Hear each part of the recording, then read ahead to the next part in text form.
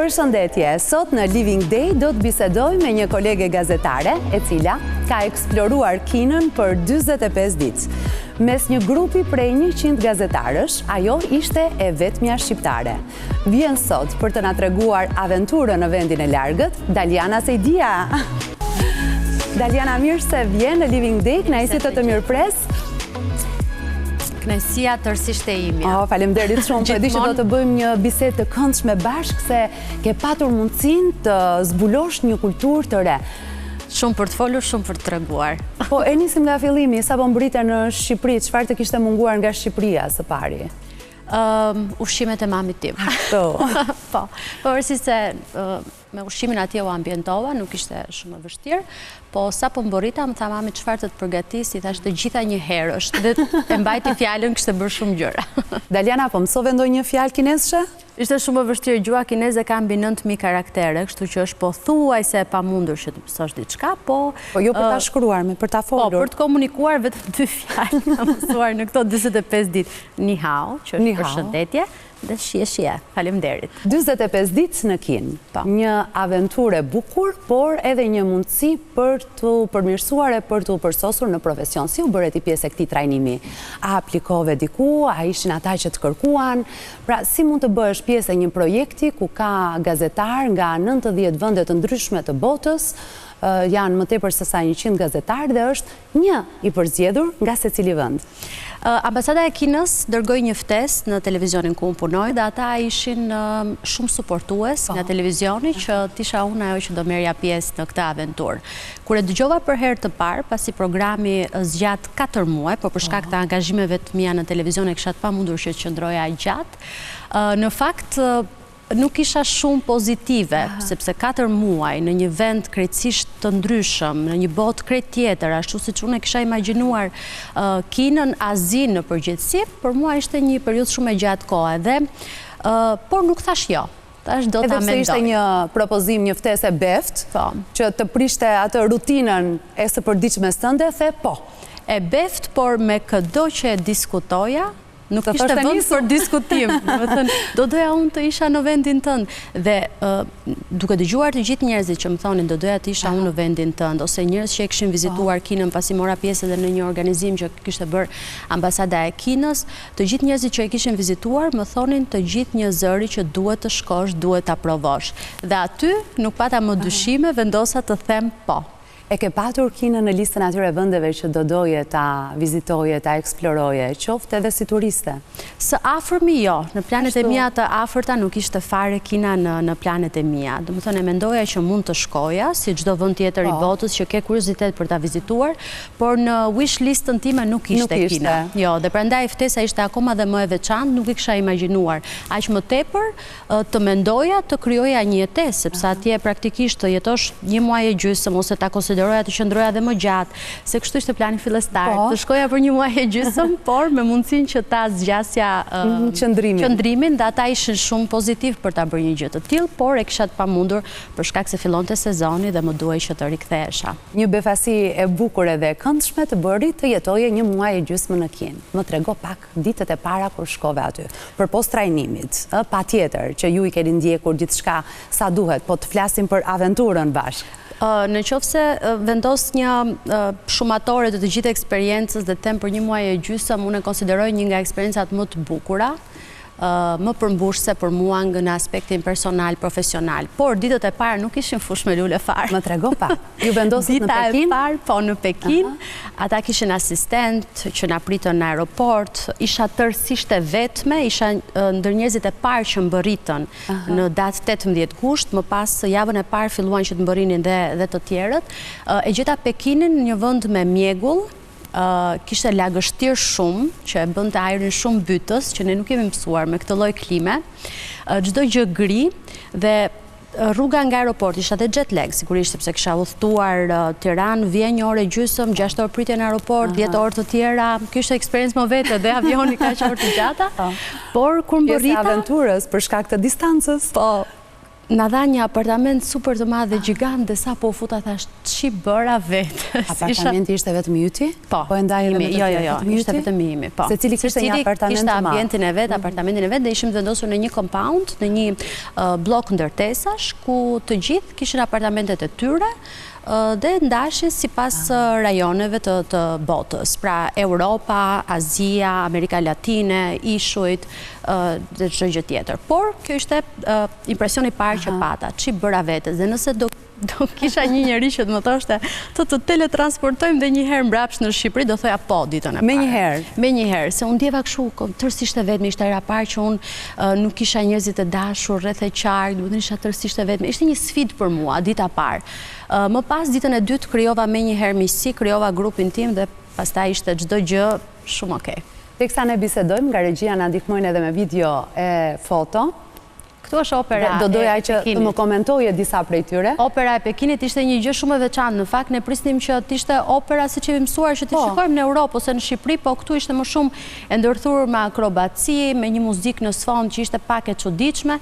Këtu jam tek CCTV Plus, pjesë e China Media Group. Këtu jam në një konferencë që u bë për ndarjen e çmimeve të filmit atje. Të intervistonin, zakonisht më përzgjidhin që të më bënin intervista, edhe nuk nguroja për t'i dhënë intervistat, pasi kanë qenë eksperjenca shumë të veçanta dhe shumë interesante. Ju intervistonin mediat vendase? Mediat, po, kineze. Pjesë të tyre i shohim edhe në këtë Tu jemi në konveni? Ubitech, është një nga kompanitë më të mëdha të prodhimit të robotëve. Kishte një robot mini që komunikonte. Ishte interesante. Çfarë aftësish kishte roboti? Çdo gjë kishte të përgjigjej, mund t'i ndihmonte edhe fëmijët për të lexuar, nga çdo kënd që t'ia kthej librin ai ishte i gatshëm që ta riprodhonte materialin që po lexonte, komunikonte, të kthente përgjigje.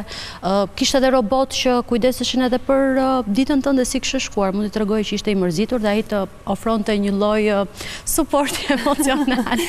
Pak e çuditshme, por çfarë të bëri për shtypje tjetër? Do të kemi mundësinë të shohim edhe disa foto në vendet më të bukura që ke patur mundësinë të vizitosh. Ajo që të bën më shumë përtej arkitekturës. Po. Ajo që të bën përshtypje më shumë nga Kina përtej arkitekturës, sepse ti shikon një tempull që ekziston përbri një qell gërvishësi. Dhe të duket që ti jeton mes dy botëve. Nga një lagje që quhen Hutong, lagjet e vjetra të Kinës, aty ku jeta është shumë e shpejtë, shumë e gjallë, shumë dinamike. Shikon njerëzit që jetojnë në punët e tyre, han jashtë të gjithë bashkë, ullur familje, ato noodles, ato ushqimet e tyre tradicionale, nga ana tjetër, më pas gjendesh, do këputet qafa duke parë, duke numëruar sa kate janë edhe çfarë bëhet në ato zyra, do më thënë një zhvillim masiv teknologjik që nuk për ne, do më thënë ishte një realitet komplet tjetër. Me të dëgjuar është ndryshe, po kur e prek nga afër, është realitet komplet tjetër. Dhe shikon dy realitete ekstremisht të ndryshme, periudat e epokat të ndryshme në të njëjtin vend. Ngjitur. Po. Nga ana tjetër, për sa i përket kulturës, kishte shumë gjëra që të bënin përshtypje. Ishte qetësia, që mua ma ka kalitur shumë durimin, them drejtën, qëndrimi në Kinë. Komunikonin me zë shumë të ullët, nuk dëgjova njerë një fëmijë duke qarë, njerëz duke bërtitur, ishin shumë ndihmues, nëse i kërkoje diçka, ata ishin të gatshëm të qëndronin 30-40 minuta vetëm për të të ardhur në ndihmë. Komunikonin anglisht, natyrshëm? Ishte vështirë. Ishte vështirë me Google Translate, me aplikacione. Nëse nuk keni aplikacione, mos u nisni në Kinë, mund të më shkruani për advice. Tani jam pro, jam master. Por është vështirë pa aplikacione, sepse dhe menut në restorante janë të gjitha me karakteret e tyre, me gjuhën e tyre. Të ndalim një moment tek ushqimi. Po. Sepse ushqimi kinez është shumë larg, mënyrës se si ne ushqehemi dhe e shijojmë vaktin. Por është një nga... Si ushqeve këto 45 ditë? Janë, si që shikon, nuk kam ndryshuar peshë, dhe thonë njerëzit vim të dobësuar nga Kina. Ke gatuar vetë? Dëgjom, javët e para në fakt kishim dëshirë shumë të madhe, të gjithë ne grupi jonë, që rinim bashkë, të bënim pazare në marketet që na i thamë paraprakisht. Por afër godinave tona kishte edhe markete europiane, të cilat ne fatkeqësisht i zbuluam javët e fundit. Ndërkohë javët e para shkonim dhe bënim pazare tek marketet që ishin me ushqime kineze. Kurioziteti ishte shumë i madh. Unë blia pa fund, pa i lexuar, fruta nga më të ndryshme, paketime vetëm prej ngjyrave, pije, do më thënë, nuk e di. Dhe ky ishte pjesë e kuriozitetit, por mund të kem gatuar 2 herë në apartament, pjesa tjetër ishte jashtë, sepse kinezët nuk e kanë në kulturë shumë që të gatuan, për shkak të kohës së ngjeshur dhe për shkak të është lirë të hash jashtë. Pra ka shumë alternativa, kështu që zgjidhnim të hanim jashtë. Nuk ishte e vështirë, kishte restorante europiane, restorante turke, të ngjashme me kuzhinën tonë, por unë preferova që të eksploroj edhe ushqimet kineze. Çfarë të pëlqeu më shumë? Ata kishin ushqim kinez që e shijove në Kinë, ndryshe nga ushqimi kinez që gatuhet në vendin tonë. Ato gatuanin sup me rrënjë lotusi. Ishte diçka e çuditshme, por e shijshme. Kishte edhe gatime të tjera, përfshinin shumë perime të zjera që ti mund t'i bëje vetë. Ja, ky është restorant shumë interesant ku ti paguaje një fi të caktuar përpara se të hyje dhe më pas përzgjidhje vetë të gjitha ushqimet. Duket se nuk është ishte si pasojë oreksit e kuriozitetit njerëz, nuk i kam ngrënë të gjitha.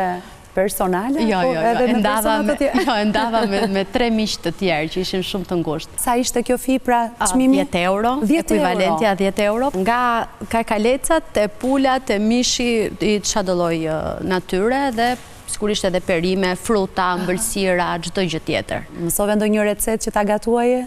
Ose diçka që po të mungon tani dhe thua ta përgatis? Si receta që hëngra në Kinë? Në fakt, nga Kina ka marrë vetëm çajra, se ishin shumë të mirë. Të më thënë, nuk ishin turist trep, se ne mendonim që ata që na jepnin për të provuar, ndoshta nuk ishin aq të mirë sa ata që do na jepnin për të na shitur, po rezultuan që ishin shumë të mira dhe ka marrë çajra nga Kina, kështu që e ke bërë pjesë të një rituali të ditës çajin kinez? Po, kur bën paksa dhe nostalgjike, preferoj që të bëja të përzierjen time të çajrave dhe konsumoj. Të shohim disa foto dhe më trego për jetimet e tua edhe eksplorimin që ke patur mundësinë të bësh në vendet më të bukura. Jo vetëm në Pekin.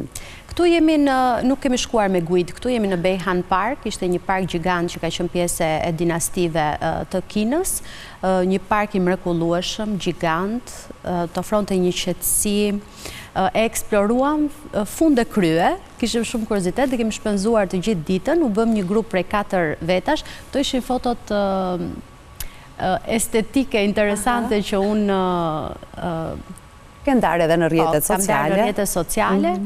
Ishte shumë ngjyra, shumë gjallëri. Këto ishin veshje tipike kineze që njerëzit në fakt unë kur shkova u surprizova dhe fillova t'i bëja foto, mendoja se njerëzit po qarkullonin vërtet të veshur ashtu, po i merrje me qera rrobat. Edhe këto ishin për photoshooting. Kjo është një lagje e vjetër, Hutong e Pekinit. Këtu ishte një lloj gjallërie komplet tjetër. Shikoje prekje Pekinin e vërtet, pra jo ato të sajuarin që është shumë i zhvilluar etj ku njerëzit janë. Këtu jeta ishte më avasht, por më e zhurmshme, më dinamike. Shumë interesante.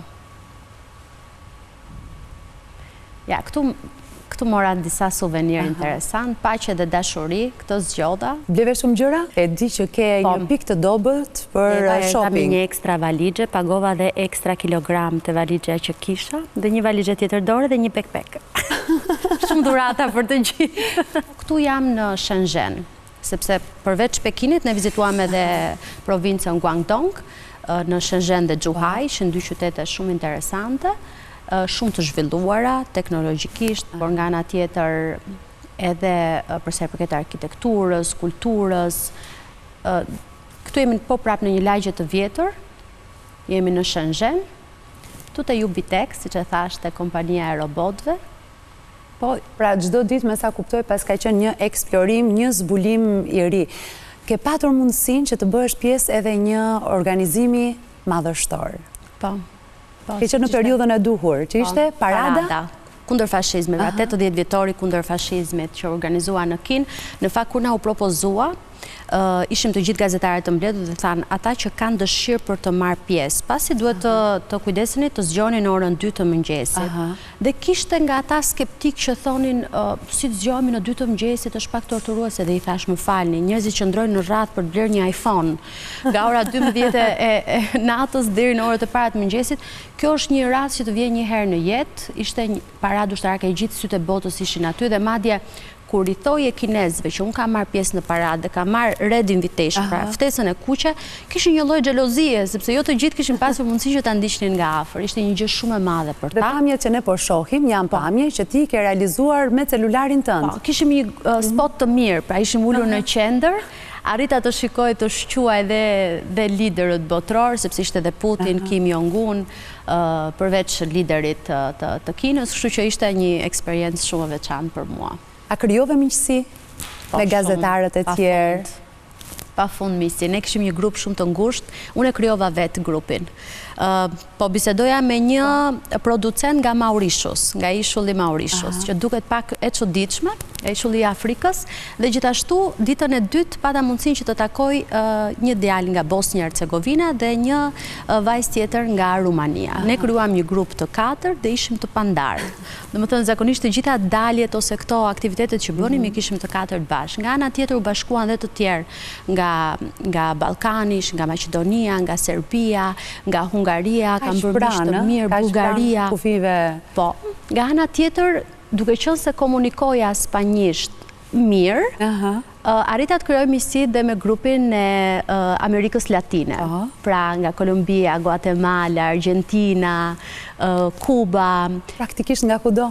Po, dhe unë isha në mes, bëja përkthyesen anglisht për grupin tim të Europës dhe nga ana tjetër flisja spanjisht me grupin e Amerikës Latine. Gjithashtu nga Gjeorgjia kam bërë miq të mirë, Turkmenistani, nga Kuvaiti. Mos më thuaj që e keni lënë të organizoni takimin e radhës. Pafund, uroj që mos ta mbeten këto planet vetëm si pasojë e një kohe të mirë të kaluar, ato planet që bëjmë me miqt por nuk realizohen kurrë. Kemi planifikuar që të bëjmë shumë udhëtime dhe do jemi pritës në vendet tona. Sa bukur. Disa kanë ofruar që të hapin dhe dyert e shtëpisë që na presin. Po aventura shumë bukura të presin pas këtyre 45 ditëve në Kinë. Po me vendas patë mundësinë që të krijoje një komunikim, një marrëdhënie. Po, në fakt unë hyra në kontakt me një gazetare që ka qenë në Shqipëri, ajo është prej 2 vite e gjysmë tani më, Elona Malosmani, e cila ishte në Kinë, patëm një drek shumë të mirë. Galiana, po vije telefoni. Ai telefoni është për mua? Është, patjetër, gjithmonë për të ftuarin. Alo? Mos do të themi hao? Merre me mend kush jam? Araniti. Aranit. Ka ti muaj pa u para bëja. A më ke marrë mali? Shumë. Shpresoj të jesh mirë dhe të jesh për edhe më e bukur. Sipas të rregullit të programit, duhet të bëj një pyetje për ty. Pra, pyetja ime është, pasi je kthyer në shtëpi, atë ka marrë mali për ndonjë gjë nga Kina. Diçka që do të doje të kishe edhe aty në Shqipëri. Më thuaj, ndoshta kur do vi mund të ta sjellun. Bye bye, mirupafshim. Mirupafshim. Ky është Araniti. Në fakt me Elonën u njoha nga Araniti. Një djalë të zhvendosur aty ku isha. Aty ku ndihesh rehat.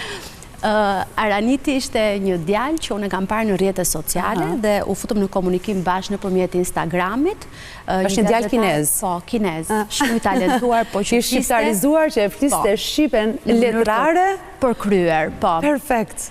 Dhe një djalë shumë i mirë mbi të gjitha, shumë ndihmues. Më ka marrë malli shumë për Aranitin edhe për Elonën. Kemi dalë bashkë, kemi bërë dhe një intervistë shumë interesante që të them të drejtën nuk prisja të kishte aq impakt pozitiv, por ishte një gjë shumë e bukur, një kujtim që do ta marr nga Kina. Dhe Araniti të pyeti diçka që të mungon nga Kina, që kur Araniti të vinë në Shqipëri, të ta sjell.